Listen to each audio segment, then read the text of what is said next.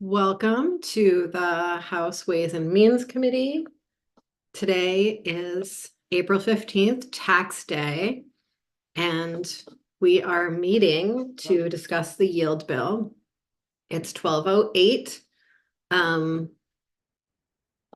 The plan for the day is to walk through the edits that staff made over the weekend with continued gratitude for their endless work.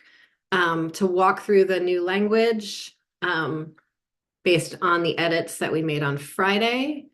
And we're also going to hear from the treasurer, who has reached out to the ratings agencies to hear their take on the proposal that Commissioner Bolio brought to us on Friday. So that's the game plan for the day. Still planning on voting this bill out tomorrow morning. So the work that we do over the next 2 hours is really crucial. Want to also just sort of like lay the groundwork for the project that's before us before we dive back in. I know everyone on the committee has heard me say this 5,000 times over, but I'm going to say it again anyway to recenter us. We entered this session with an unexpected December 1st letter that predicted property tax rates going up on average significantly more than we usually see in a single year. Over the last 4 months, we have taken significant testimony, both about the finance of it and about the field. We have learned that the cost drivers are, that there are multiple cost drivers, some more within our control than others, some within district's control more than others, all of which are really equally contributing to a significant increase in spending on education this year and on education spending this year, which again are two separate things. The bill that we have before us is attempting to thread a needle with a very small head that responds to this current moment of property taxes with the limited levers we have before us in setting the yield for FY25 in a way that is fully funds voted school budgets and is sensitive to the needs of property taxpayers. We are also taking a step to make sure that we are doing our very best with regards to FY26, whose budgets will be likely developed before we meet again in January, and to continue to look out about if our current incredibly complex education finance system is the one that best meets the needs of the kids in our state, given its complexity and the real extreme difference we've seen in the spending decisions from district to district. So that's what brought us here today. We have a bill that does all of that. Since we last looked at the bill on Friday, the Education Committee has straw polled out some language that I've been forewarning the committee we would be adding to our bill. That is now in the bill. And we're going to continue to work forward with that there. I'm hoping we can do our very best to trust that committee who took significant testimony on this work that we did not take, as we expect them to trust us on our section of the bill, given the significant testimony analysis we've done that they were not party to. So with all of that, any clarifying questions before we jump into the bill? I'm so excited to have 2 screens to work from as we work on this legislation. I think that's just going to make this process so much more wonderful for me. So thank you. And Kirby and Beth, who's going to take the lead here?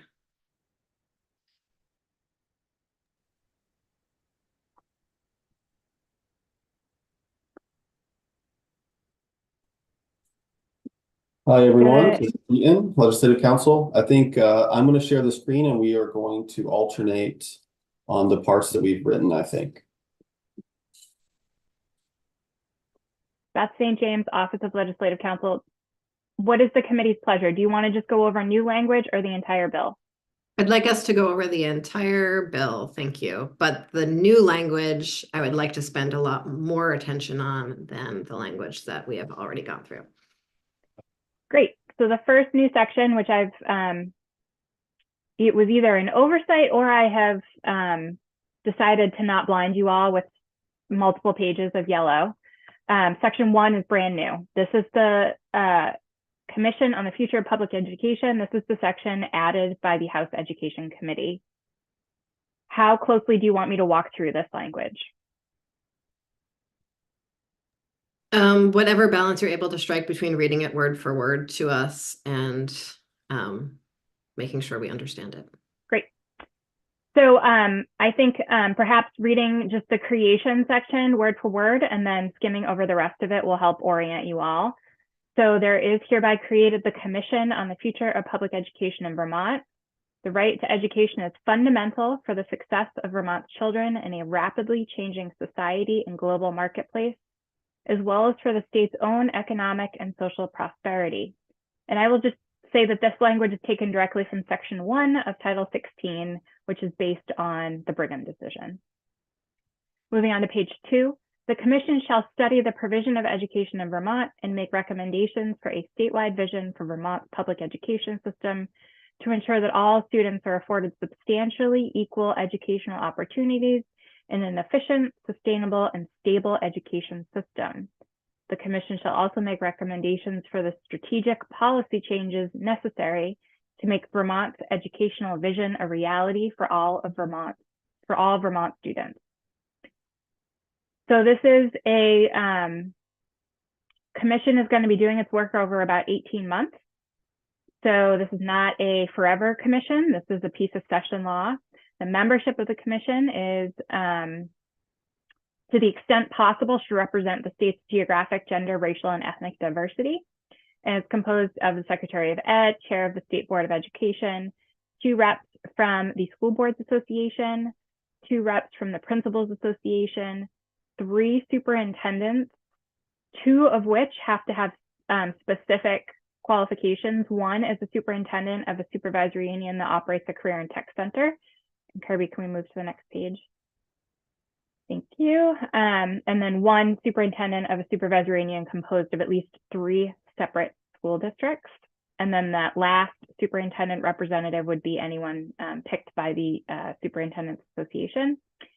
2 representatives from the NEA, 1 representative from the Vermont Association of School Business Officials with experience in school construction projects.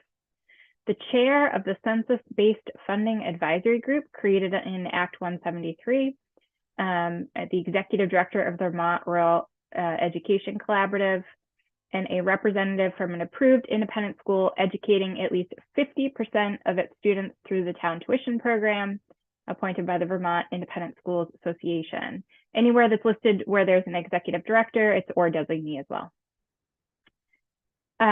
So this commission is made up of all of the folks we just walked through. I think it comes out to about 15 folks. And the commission's work is going to be directed by a steering group. So on or before July 1 of this year, the speaker and the president pro tem shall jointly appoint 3 members of the commission. And the governor shall appoint 2 members of the commission to serve as the steering group. And then no appointing authority shall appoint 2 members affiliated with the same organization. And then the steering group is providing leadership to the commission and working with a consultant, and we'll get to that piece later, to analyze the issues, challenges, and opportunities facing Vermont's public education system, as well as create a formal action plan to drive change and innovation in the public education system.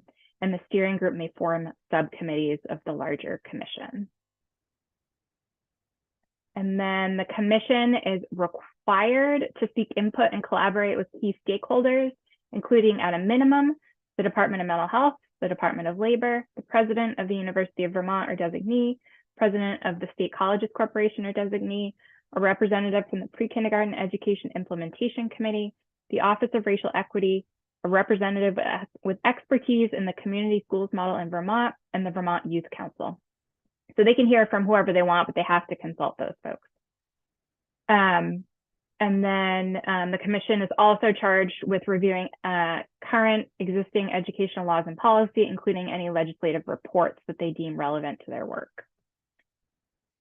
So the broad duties of the commission, moving on to page 5, is they are tasked with coming up with a recommendations to ensure all students are afforded quality educational opportunities in an efficient, sustainable, and equitable education system that will enable students to achieve the highest academic outcomes.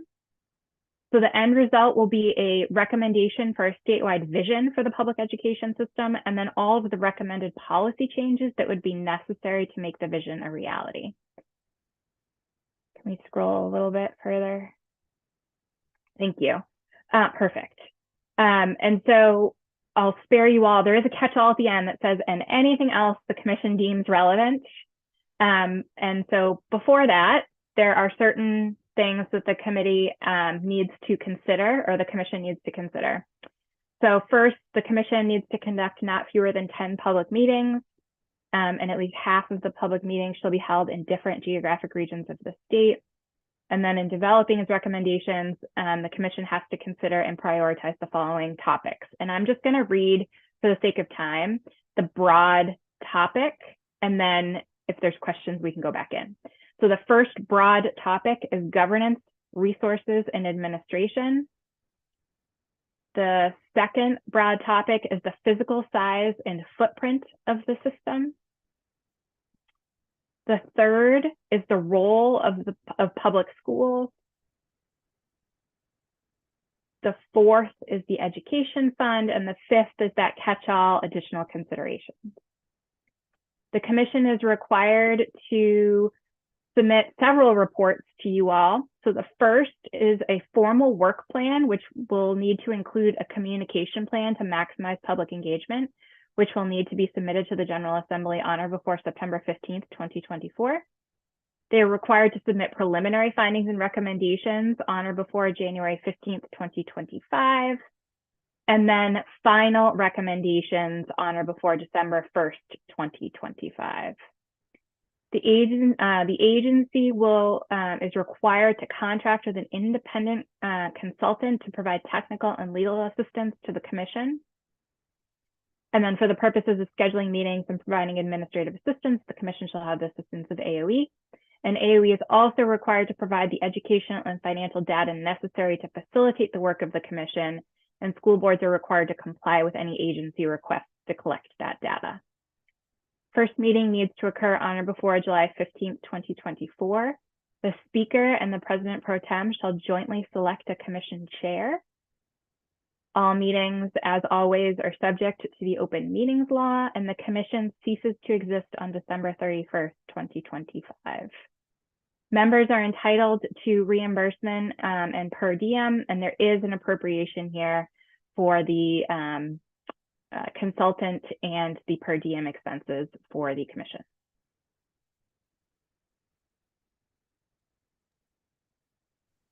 Thank you, Beth. Seeing no hands, we are going to move on to section 2. I asked Scott. Representative Beck. I wasn't sure if we were to if we were going to jump in by section here or not. Let's go section by section. I think that makes sense. Okay, sure, that's fine. I would on page 3. I think it would be appropriate to put in a number 11 there, and the Vermont Independent Schools Association or designee.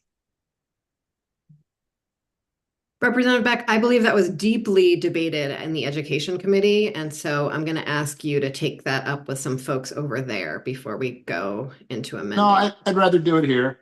Okay.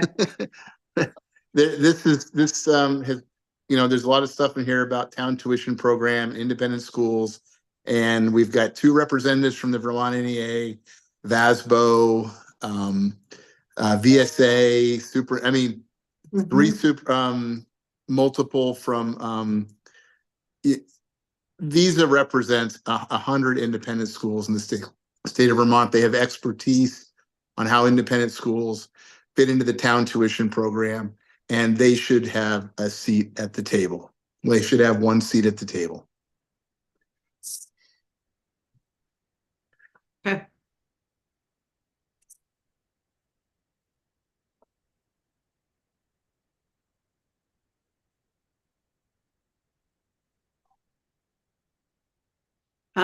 Anyone else have anything on this section?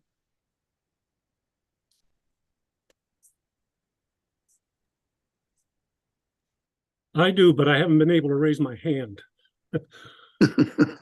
I can do a clap, but I can't raise my hand.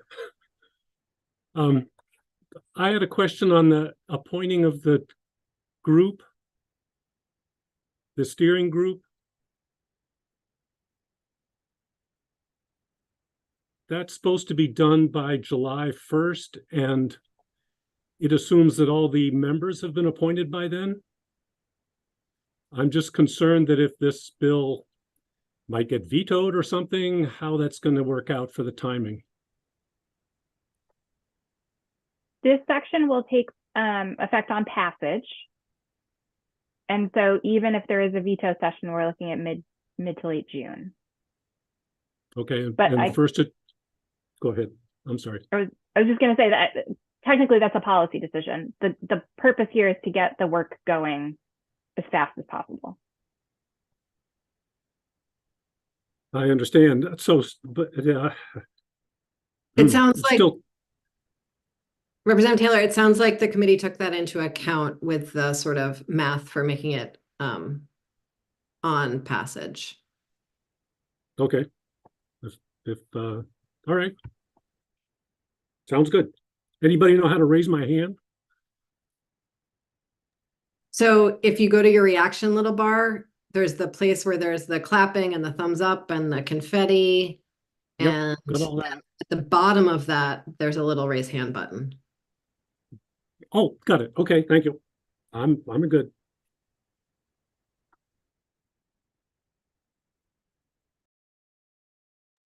No one else on this section. Okay. I think we are, oh, Representative Brannigan. Madam Chair, I'm sorry, what is the group that Representative Beck would like to add? The name of the group? The Independent Schools Association. Yeah. Okay. They Right. are, Vermont Independent Schools Association. they are nominating someone, but I think he wanted specific representation from them. Okay, thank you. Mm-hmm.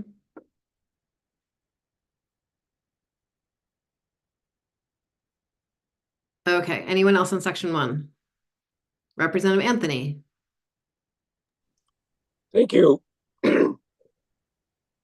Maybe I'm missing something, but in the membership, number 10 does have a representative from the group of independent schools and appointed by the VISA. I'm not exactly sure what Representative Beck is asking for in addition to number 10 in the membership list. Representative Beck, would you like to respond to that? Yeah, I'm just trying to make sure I'm unmuted here. Yeah, I mean, that's like inviting a principal to the table. Number 10. That principal might not have nearly the expertise about how independent schools fit into the education landscape of Vermont as somebody from the Vermont Independent Schools Association would.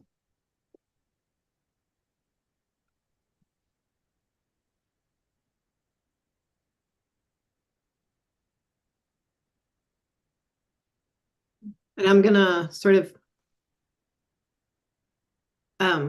as we continue going through this section in particular, would like us to amend it as little as possible. So we're gonna sort of go through the whole bill and then summarize any edits we're gonna make. Any other questions, comments on this section?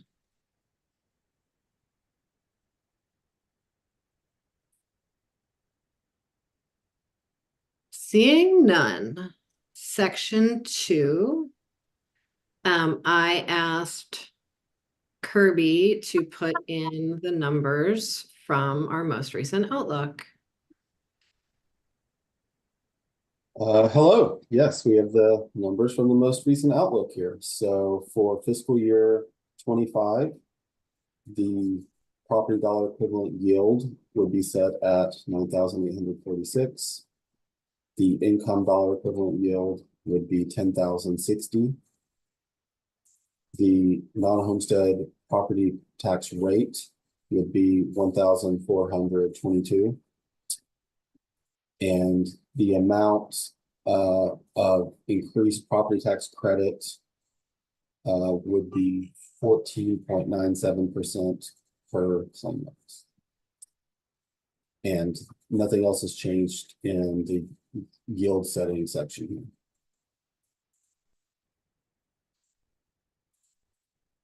Representative Taylor.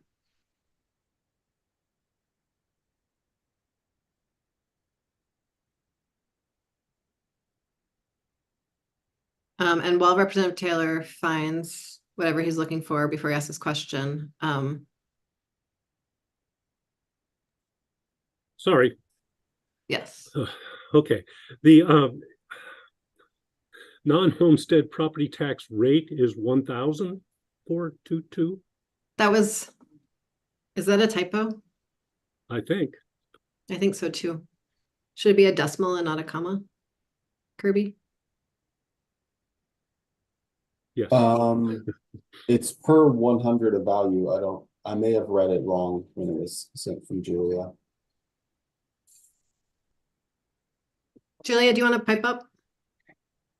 It's yeah, it should be a decimal point, not a comma. She just emailed me. Okay, So, cool. Thanks. So we will correct that, and thank you.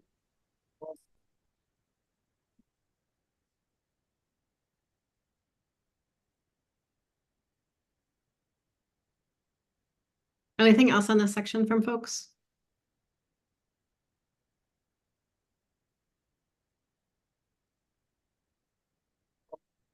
Okay.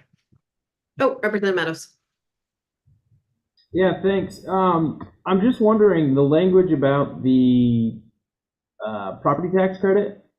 Do we want to tie that if the numbers move around and not always be 14.97? Because I think our rationale was to tie it to the increase in the homestead rate. So if that increase goes down, should we change that number, or are we just doing it as is?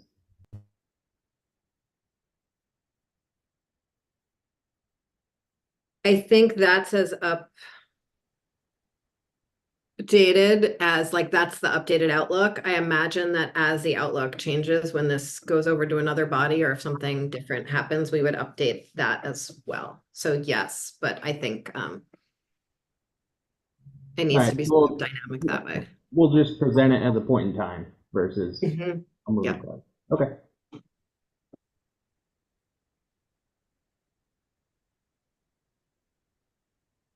Okay, anything else on section 2? And I'll try to be more patient before I move on to the next section, since I can't actually look at all of your body language. Okay, section 3. Sections 3 and 4 would be the extension of the sales tax to pre-written software accessed remotely, cloud tax.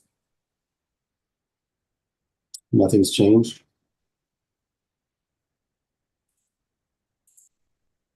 And section 5 is the short-term rental surcharge. Nothing's changed. The most recent change was the clarifying language, making sure that lodging establishments are not subject to the surcharge.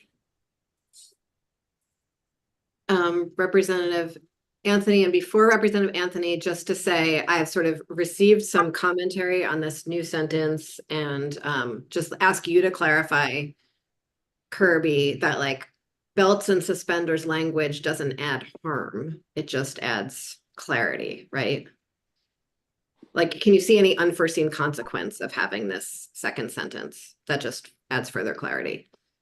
No, I don't see any unforeseen. As a drafter, do support the additional language because without it, it does leave room for the department to interpret differently than the legislative intent. So I think that this language gets at what I understand to be the legislative intent, which is to not apply in any situation the surcharge to hotels, bed and breakfasts, motels, those kinds of establishments, and for it to always be short-term rentals that are taking place in an individual's home,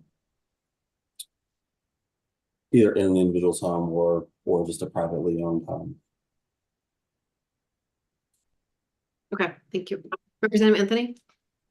Thank you, Madam Chair. My recollection when we parted at the end of the week, we were at 3%, and I thought that in and of itself, anything below 3 or 3 would probably have no elasticity effect. And so what would be the argument to have gone down to 1.5?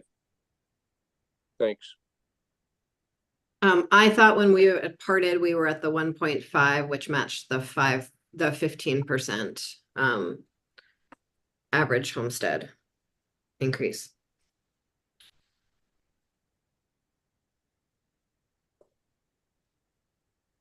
Do other folks on the committee have a perspective on this?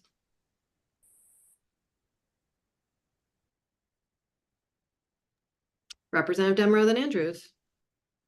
Yeah, I think we talked about the 1.5 in the last draft, and I don't remember anyone having any issue with it on Friday. I think it was in Friday morning when we went over the latest that draft as of Friday morning.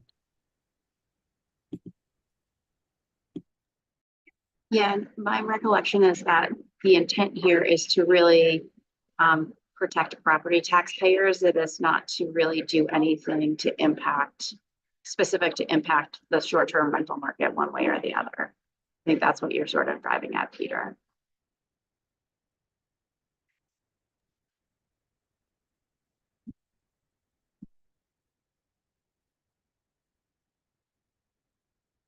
Okay, Representative Campfield. Yeah, that's the way I understood it. That it was at 1.5 on Friday. Okay, thank you. Seeing no other hands, we can go on to the next section. Okay, so for section 6, there are no changes. This is the education fund, and most of 8 through 10 here are current deposits into the fund that are just not captured in current statute. And then 11 would be new, which is I've got something on 6. This is 6. Oh, sorry. Oh, I thought you were on 7. I'm sorry. Are you on 7? Nope, we're on 6. Sorry about that. It's okay, 1 second.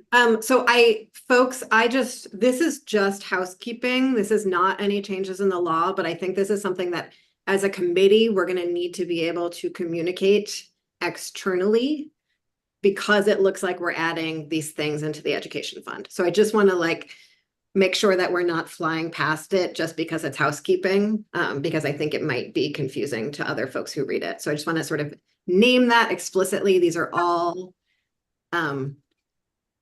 revenue sources that were already going into the education fund. It's just that they were not here in the title. Representative Matos and Sims. Yeah, I'll just add on to that we are adding funds to the education fund with the short-term rental surcharge. So it's more than just housekeeping. I meant this section, Representative Matos, but thank you. Well, it is section 6, says revenues from the short-term rental surcharge. Thank you.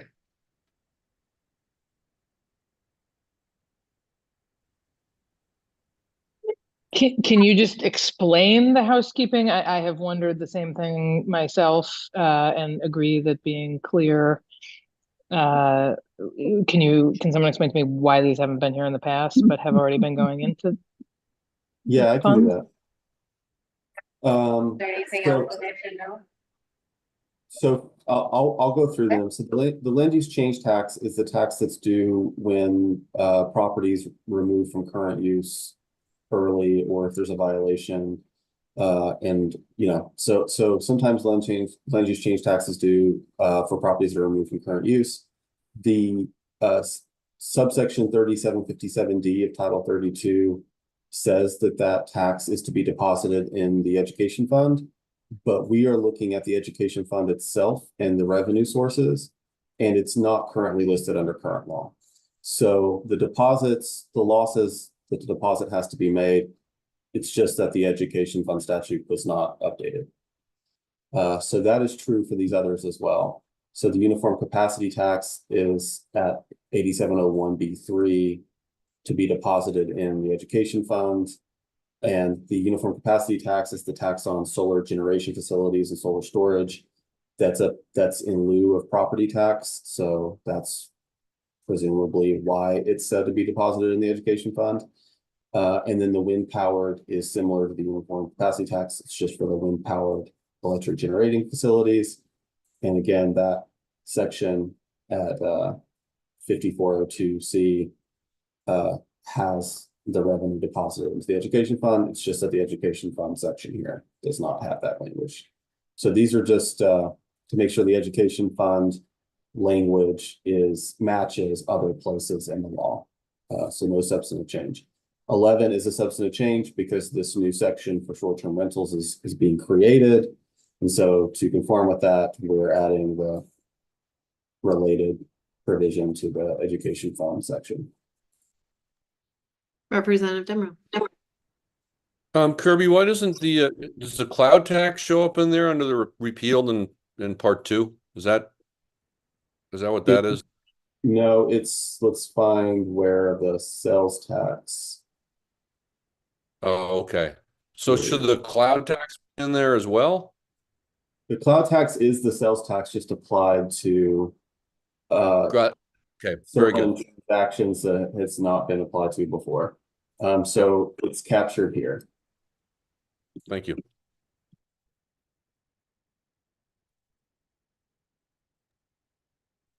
Okay, section 7. Can you take us through that, Kirby? And then I believe Representative Odie had something after we cover this paragraph. This is Beth. Oh, sorry. Beth. That's okay. Section 7 is a requirement that the Agency of Education initiate rulemaking pursuant to the APA to update the district quality standard rules to include maximum reserve fund account standards.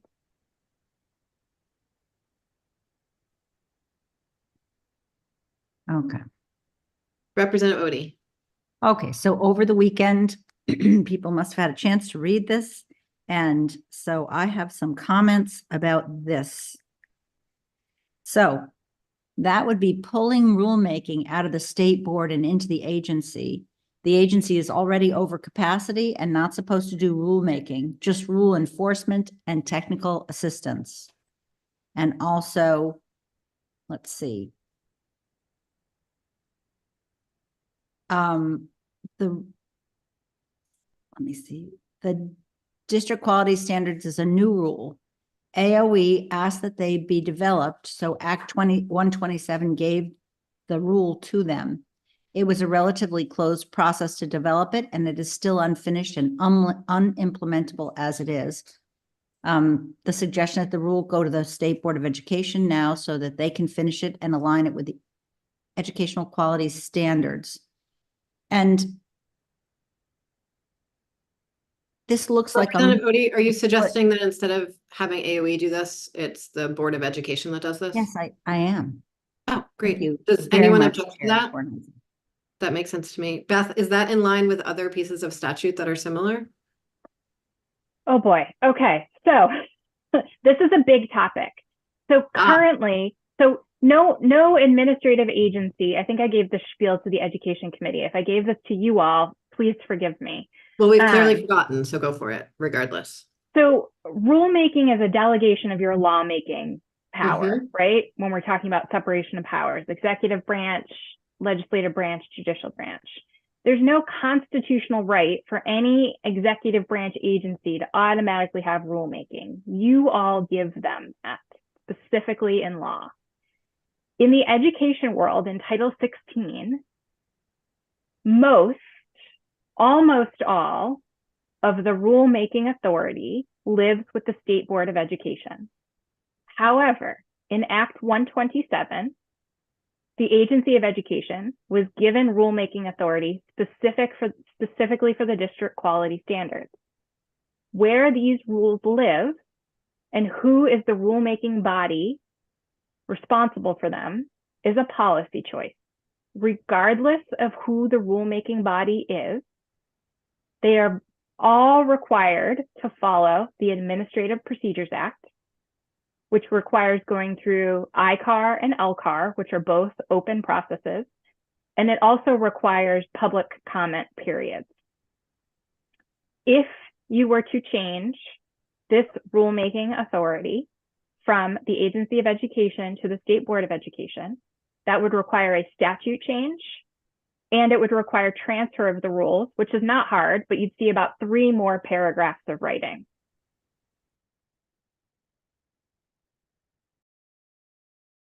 Well, I'd say that's fine with me. We could have 3 more paragraphs of writing and put it back to the state board. Okay, let's take that piece under advisement. Does anyone have anything else to add there?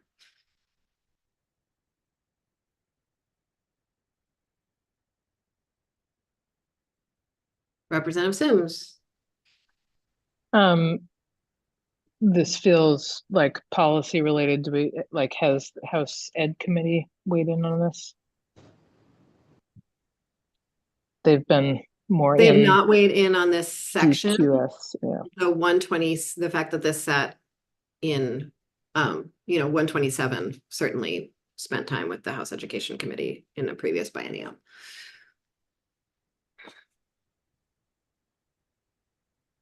Representative Brannigan. Can you hear me, Madam Chair? Okay, so I agree perhaps with Representative Sims' comment that this seems more like a House Education issue than a Ways and Means issue. So I would really love to have them make the final decision on including this or changing it. Okay, I want to clarify. So I want to make sure I'm understanding everyone that the reserves, I think are very much a Ways and Means issue, that we want clarity on the reserves as a Ways and Means issue. And the question of whether we're going to shift rulemaking power from one body to another is an Education Committee issue. Is that what everyone's saying? Yes. Great. Okay. So I'm going to ask. Can I just add to that? Yeah. Yeah, I think, we want the reserve fund part figured out. We want the right body to figure it out. I think we're not the experts and the players to do that. I think also for me, this question of merging this with DQS is another thing that I think is maybe more appropriate for House Ed to weigh in. I mean, I think we've only touched on it a little bit, but it seems to me like there's a whole bunch of other drama around DQS. And I don't know if our desire to have someone set the maximum reserve fund should be attached to that or not. And I'm not sure that we're the right people to wade into that. I think we want the right people to figure out what a maximum reserve fund standard should be. And would like someone else to tell us where that should live and worry a little bit about aligning with DQS. But obviously that's around financial practices, so maybe it is the right place. Representative Anthony, and then I'm going to close up this conversation for us to move to next steps on it. I would like to explicitly say what I think several folks have hinted at, that this really has 2 severable aspects. One that's distinctly ours, having to do with the clarity of the fund treatment of reserves, and the other having to do with the district quality standards, which I'm surprised they're being merged in one section, because it becomes problematic in terms of jurisdiction and responsibility. And it may be that one entity is appropriate, one agency is appropriate for one subject and a different one for the other. I'm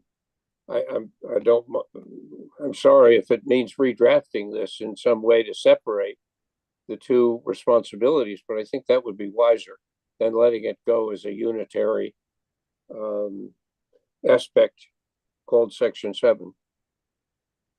Thank you, Representative Anthony. Okay, so let's keep it as it is for now and check in with the Education Committee about if what the implications would be of the shift. So we're going to pause this review of the bill for a brief moment, remembering that we are on Section 8 when we come back, and ask Kirby to stop sharing the screen. We have Treasurer Piczek with us. Want to sort of remind us, on Friday, Commissioner Bolio dropped a bit of an 11th hour idea with us.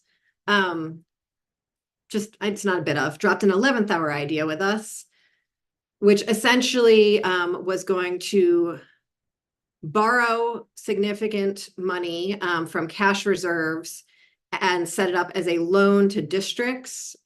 Frankly, in retrospect, thinking about it, it was a very quick turnaround. It was something like a payday loan. And the idea of the cash reserves being perhaps an option was something that was intriguing to me over the weekend. Talked to the treasurer and JFO a few times over the weekend to see if maybe we could move it more to sort of like a 20-year mortgage kind of plan than a payday loan kind of plan, and if that would work. Thought that through. There was some sort of hints of interest of ways that could potentially maybe work, though seemed sort of terrifying and rife with problems. And throughout that process, Treasurer Piczek has talked to his advisors and is here to share with us their perspective on the idea that we're essentially borrowing against ourselves and our own future. Treasurer Piczek. Yeah, well, thank you very much, Chair Kornheiser. Thank you to the committee for fitting me in and working around my schedule today as well. So I just want to reiterate what the chair said. Certainly on Friday and Saturday and Sunday, as we were working this idea through, I certainly kept an open mind and tried to think about how could it work and how could we make it, make it a little bit different, maybe to sand off some of the rough edges. And but when we had a conversation with Prag, which is our outside financial advisor that works with us with the rating agencies, it became quite clear that regardless of sort of the structure, the iteration of the proposal, that there were some fundamental issues that they saw with it relative to how our rating agencies would view Vermont. One was just the structural imbalance that exists and would exist following a proposal like this. So structural imbalance basically means you have more costs than you do revenue. And instead of accounting for that by either reducing costs or increasing revenue, you're allowing a structural imbalance to exist. So that was something that really set off some alarm bells for them. They said that without a strong plan on the back end to reduce costs in the ensuing years, that would be even more concerning for them relative to how the rating agencies would view Vermont.